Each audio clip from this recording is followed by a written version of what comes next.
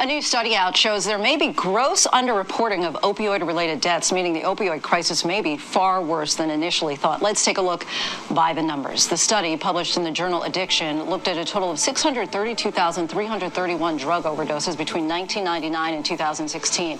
A senior author on the study says the number of deaths from opioid-related overdoses could be 28% higher than reported due to incomplete death records, with many death certificates after fatal overdoses not mentioning which drug was actually involved. Of the unclassified drug overdoses, further investigation revealed that 71.8% involved opioids, translating to 99,160 additional opioid-related deaths over the 17-year span of the study. The opioid epidemic today progressed in 3 phases, according to the CDC. The first involved deaths caused by prescription opioids, the second an increase in heroin use, and the third a surge in the use of synthetic opioids or fentanyl. Accurate data on opioid deaths is critical to combating the epidemic. The underreporting on deaths could mean that federal funding and resources aren't being directed to where they're needed most. Okay, so as you can see, I am doing yet another opioid-based video, but it's actually going to be a little bit deeper than that. But first, before I get started, I have to shout out my Sasser for sending me the link to the audio in which you just heard that is coming from ABC News that was published on February 28th, 2020.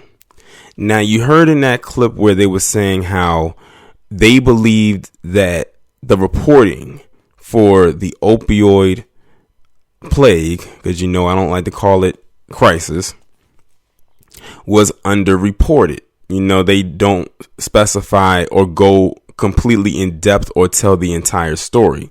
Now, many of you who have been watching my channel, and myself included, have said over the years since I've been talking about this thing that we believe the numbers could be higher. We've always said that. And now they're finally admitting that they most likely have been underreporting it. One thing I've noticed is that when it comes to palm-colored people and whatever it is they may be going through in the midst of what would be considered a crisis for them, they will always underreport those numbers. They will always give lower stats than what is actually there. But when it comes to black people, they will always overinflate stats, even to the point when they don't even sound truthful, but because they own the media and they can use it to turn it into a propaganda machine. Case in point, the one we've always heard. Black people are 13% of the population, but commit 50% of the crime, and then throw on that 92 saying we commit 92% of interracial crime, even though I don't think that's going to actually go anywhere, because that's really impossible. Now you're really reaching and grasping for straws. They always run with that. Like, especially when I'm on Twitter and I'm talking about a certain topic, and then here one of those palm colored trolls comes out of nowhere and I block them instantly afterwards, inserting themselves into our conversations that has nothing to do with them, and they throw that stupid stat out there that has no merit whatsoever. Meanwhile, when it comes to something like this, what they're going through is underreported. The numbers don't add up. They're saying this many people died when it actually, according to this audio you just heard, it said that they most likely have underreported the opioid-based deaths by 28%. So that means that if there's like it said in this video where it was like over 650 plus thousand opioid related overdoses that led into a death with 28%, that's damn near, it's about to knock on 1 million plus doors as far as deaths and opioid based overdoses that they don't talk about. But like I said, and they're also telling on themselves, because if this was black people, they would over embellish the numbers or overinflate them. But when it comes to palm colored people, they underreport them. And that's not just with opioids. They do that a lot with a lot of things. Look at like a lot of those mass shootings and how many, remember, I think it was last year, maybe the year before, when they were saying how it was so many mass shootings that occurred, but we didn't hear about all of them. We heard about just some of them. But when they came out with a final report of how many mass shootings happened in that year, it was like, whoa.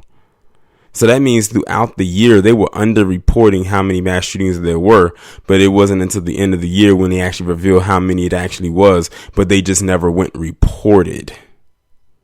Now, I bet you when black people were going through the crack era back in the 80s and early 90s, they had those numbers on lock, but I'm also certain that they overinflated those numbers. And they also, one other thing I bet they did not do was talk about the palm colored people that were also affected by the crack era of that time. Because it wasn't just black people that were, deemed as quote unquote crackheads, but they would never dare throw that label onto a palm colored person. Just like they don't even have a label for them now when it comes to opioids, even though they are indeed as it stands, the face of opioids addictions and the opioid overdose and overdose deaths. Opioid deaths. Like, I don't even see that as a quote anymore. And that's what kicked off I guess you can say the reignition of my channel back in 2016 was seeing that article that said white people are now the face of opioid addiction or something to that effect. And it still stands to this day. And this audio you just heard pretty much proves it.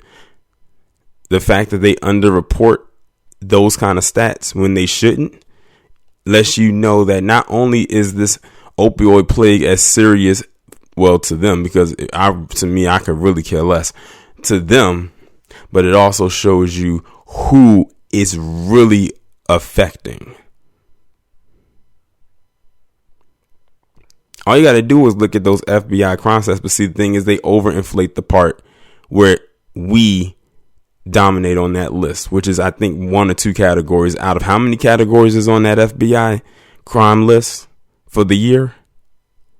And that's usually the quote unquote murder homicide part. And it's something else. But they dominate everywhere else.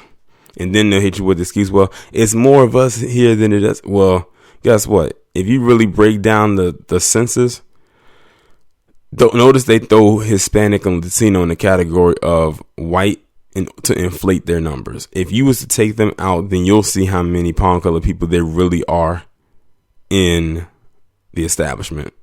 But they're not going to do that because they need the numbers. Remember, it was a video that came out where this guy who was from Egypt, who was clearly a black man, said that if he wanted to come to America, that he would have to change his status from black to white. Now, when you looked at that guy did not look like he could have even passed for white. But they needed the numbers. And that's another thing that they lie about, too, is their population in America. They lie about that all the time. Their numbers are not that high. And we can see that as it stands now, especially because their birth rates are so low.